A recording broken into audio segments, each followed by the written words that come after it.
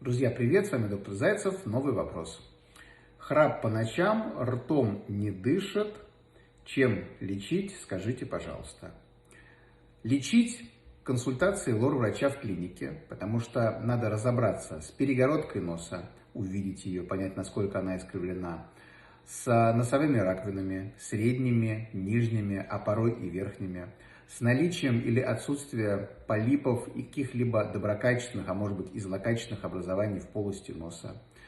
Разобраться с ротоглоткой, посмотреть, насколько увеличены небные миндалины, увидеть мягкое небо, в каком оно находится состоянии, в провисшем или нет, увидеть небный язычок, в каком он находится состоянии, гипертрофированном или нет, увидеть, насколько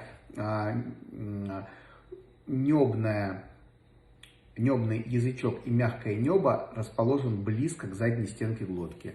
Увидеть конституцию вашего тела, насколько вы полны или наоборот худощавы, нужна ли диета.